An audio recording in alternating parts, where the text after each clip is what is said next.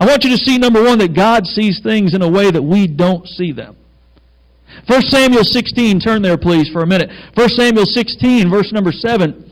The children of Israel, Saul had become the king of Israel, and they were looking for another king. God said, I've rejected Saul, and I've chosen a king, and I want you, Samuel, to go find this king, go to Jesse's house, and I want you to find a king among his sons. So Samuel went to Jesse's house, and he met Jesse's sons. He met the oldest, the biggest, the strongest, the tallest, and in his heart, he said to himself, he said, surely, this must be God's anointed. He said, I'm looking for somebody big, somebody strong, somebody who's a leader type.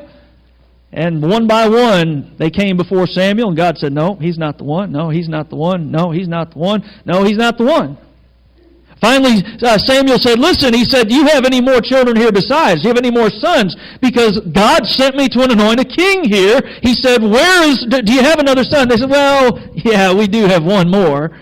He's like the runt of the family. He's young. He's inexperienced. He keeps the sheep for us. He's not much at all. Samuel said, go get him. He said, that might be the one. Sure enough, when David stood before Samuel, you've heard the song, some saw a shepherd boy, but God saw a king. See, some people didn't see things the way God saw things, and God said, that's a king. 1 Samuel 16, verse 7, the Lord said unto Samuel, look not on his countenance, or on the height of his stature, because I have refused him. For the Lord seeth not as man seeth. For man looketh on the outward appearance, but the Lord looketh on the heart. God sees things in a way we don't see them. His vision is perfect. And He sees things in a way that we don't. Look at Mark chapter 12, please. Mark chapter 12.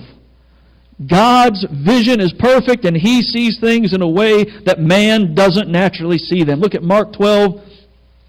Look at verse 41. Mark 12, verse 41. The Bible says, and Jesus sat over against the treasury and beheld, He was watching how the people cast money into the treasury, and many that were rich cast in much. And there came a certain poor widow, and she threw in 2 mites, which make a farthing. 2 mites were just like 2 little copper flakes.